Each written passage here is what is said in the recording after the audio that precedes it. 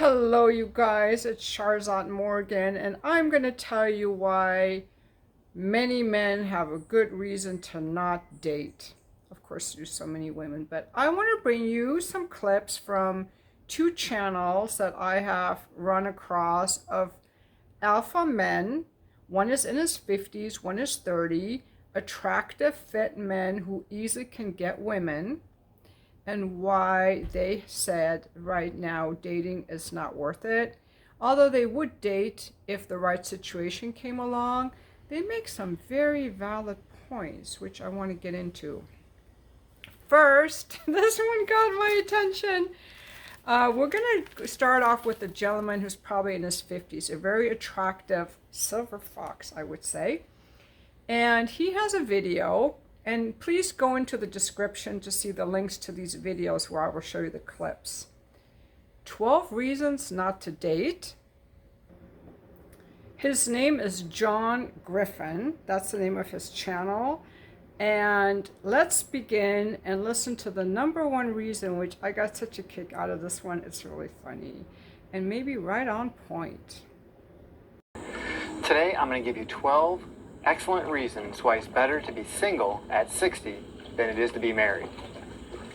But as I was thinking about all these reasons to be single at 60 instead of being married, I realized that it may be better to be single, period. Sex as a single guy is way better than the sex as a married guy.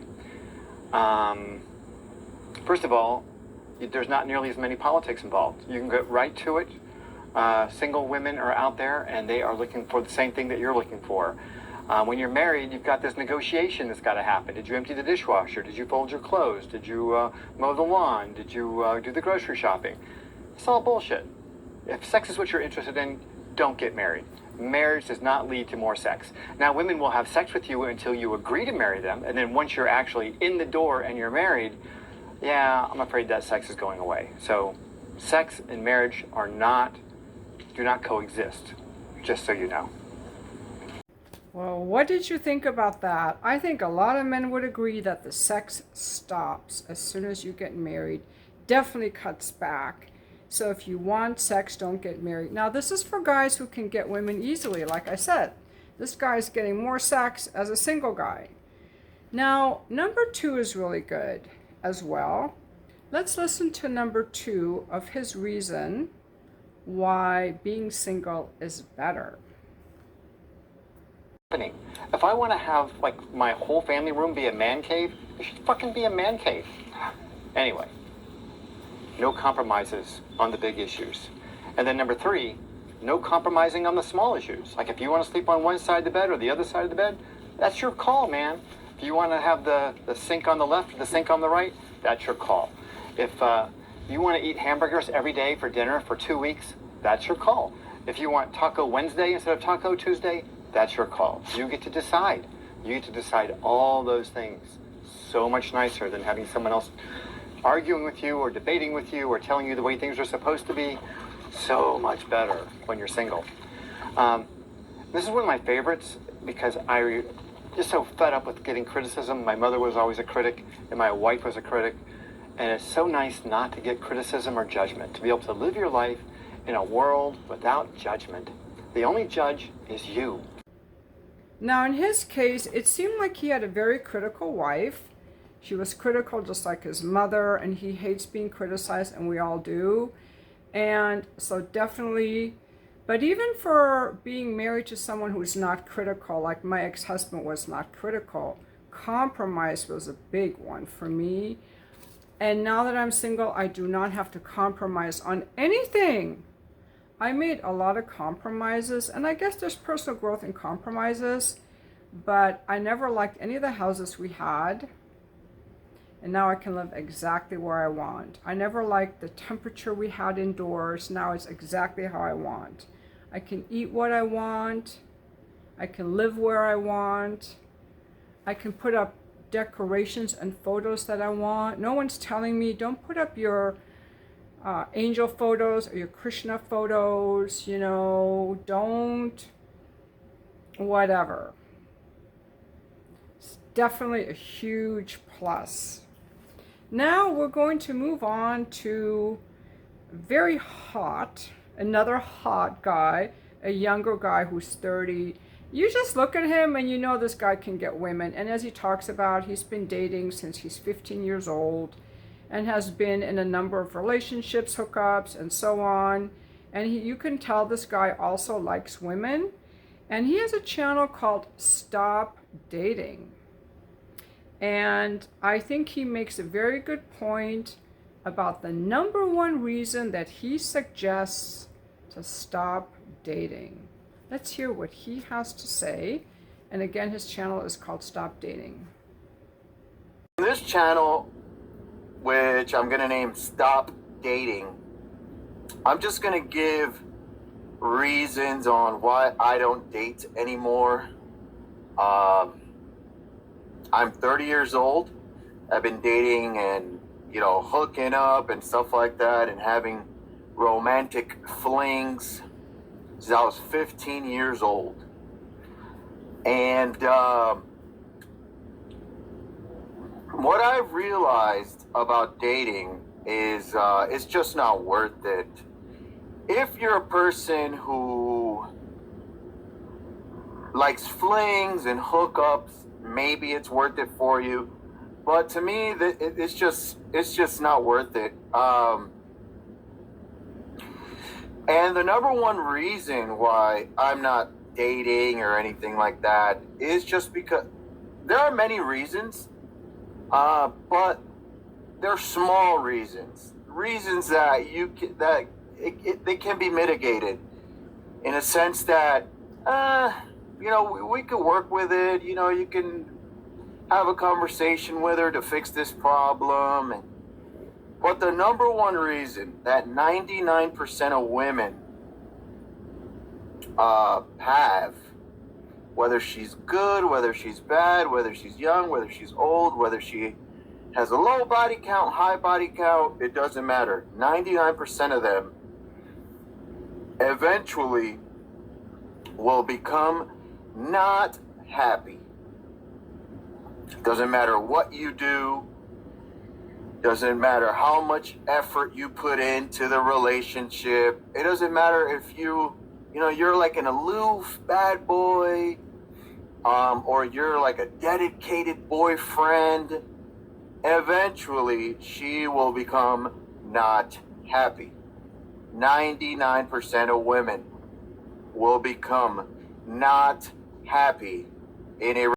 Well, I have to say he hit the nail on the head. I remember being very unhappy when I was married. I remember being very unhappy and thinking that's just how marriage goes. You just are unhappy. I was unhappy with a number of things, so I think he's right. Are all women unhappy?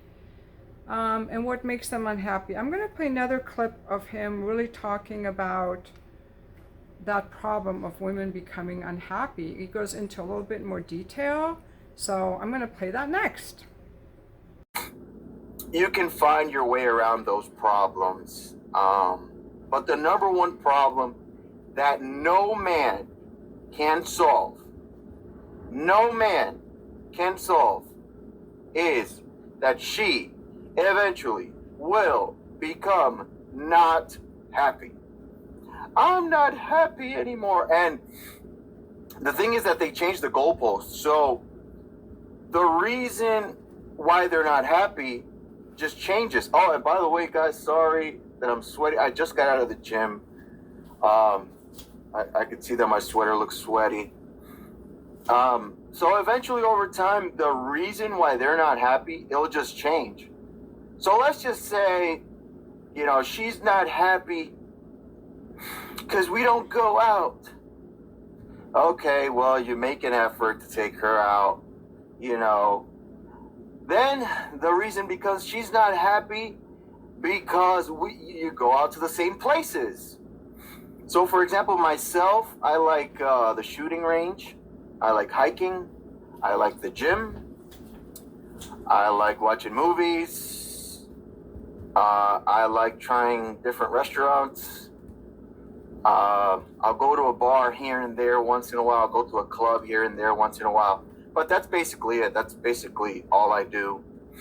um, gun range, hiking, gym, movies, and that's basically it.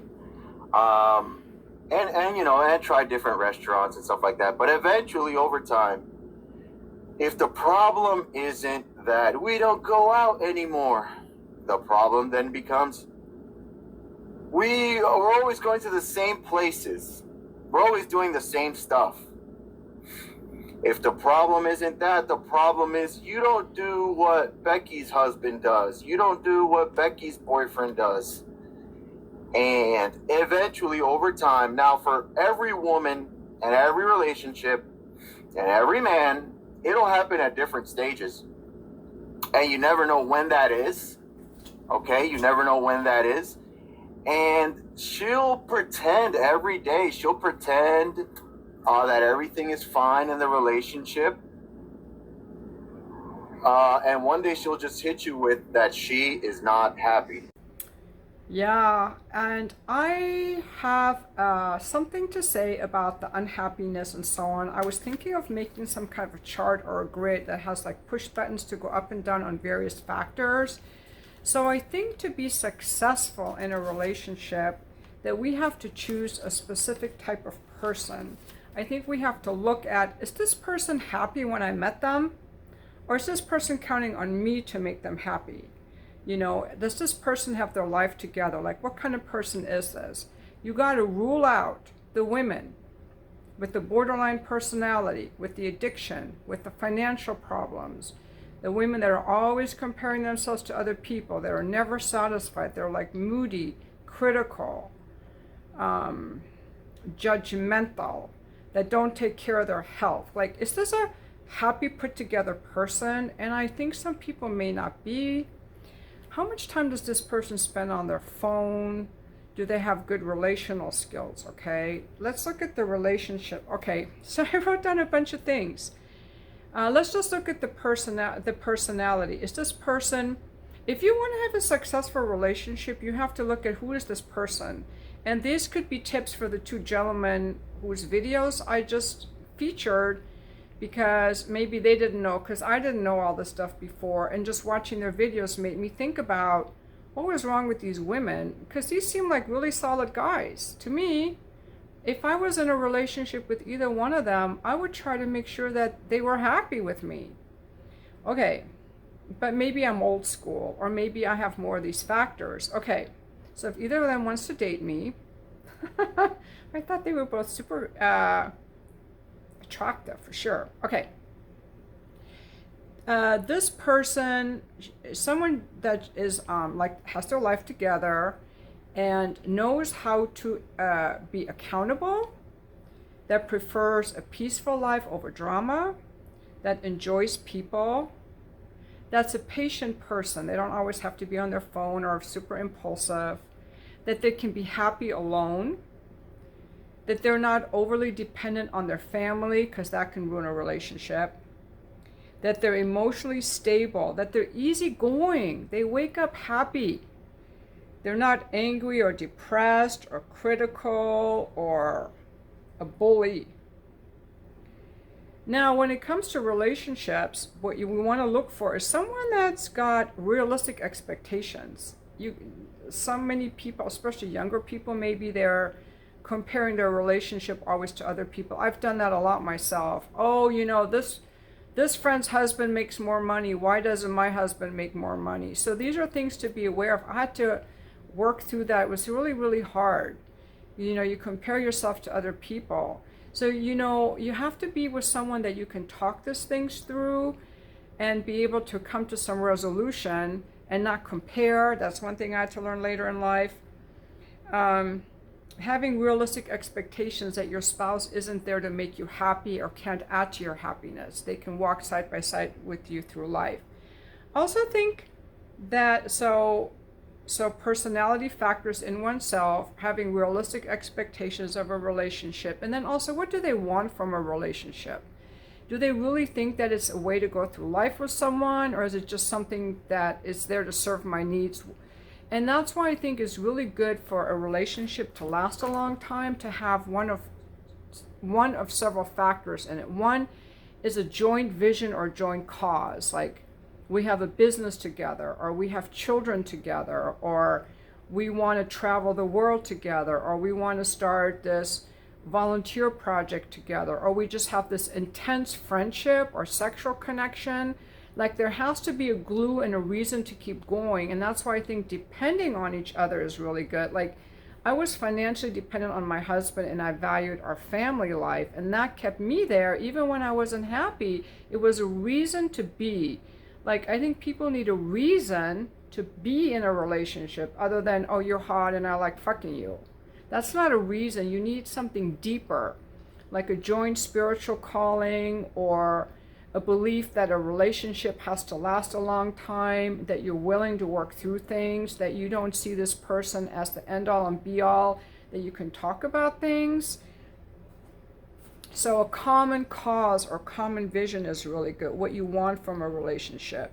And I think it's also good to have some common hobbies, like, oh, we like talking about politics, or we like gardening, or we enjoy trying coffee shops, or we like watching movies together, like something you enjoy together. And also it helps if you have a sex life where you're sexually compatible, although I've heard of people who were sexually compatible that were not compatible in other ways. So I think these are just good things to keep in mind, because I'm thinking about the elderly gentleman, he's younger than I am. He had a critical wife, and he probably didn't know not to look for that. And now he knows. So someone who's critical is going to make your life miserable, someone who thrives on drama. As to the younger gentleman, I think that he may be coming across some of these younger women who are a lot maybe on TikTok or Instagram. They always have to be on their phones. They're always comparing themselves to other people. They're expecting a relationship to be a Prince Charming guy because they grew up on Disney and they want a Prince Charming. And, I think another thing too is that our roles are so switched now. It used to be that people needed each other more. And in that needing each other, they were willing to go through the difficult times. So when we don't need each other, it's easier to leave.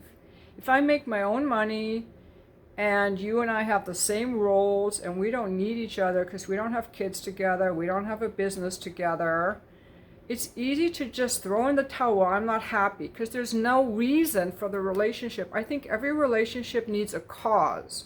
Why are we together? Why are we together? What is it that's going to keep us together when times get hard? Because they will. Is it because we're going to have kids together, we're going to have business together, we have a deep friendship together? Like there has to be something other than you're hot, I want to fuck you, you seem fun. There has to be something more, and because even women that do stay, they can stay when they're not happy. Like, I think that people have maybe unrealistic expectations of a relationship, and some people are just not happy even before you met them. So those are my tips, but I wonder what would be your tips. And, like I said, these guys make really good points, because I was unhappy pretty early on in my relationship when he said, when he hears women are always going to be unhappy, I'm like, yeah, I was unhappy. But I think, I was unhappy because he did, the fact that he was not making as much money as the other men, or that we lived in houses I didn't like, those made me unhappy, but those were not reasons I would have left him. I left him over the emotional unavailability, which is just another way of like being critical. It's having contempt for your spouse. Either you're criticizing them or you're going to be cold to them. Those are like the Gottman Institute, the 4 horsemen: defensiveness, contempt, stonewalling, and criticism are the 4 horsemen. So if you're with anyone like that, your relationship is not going to last.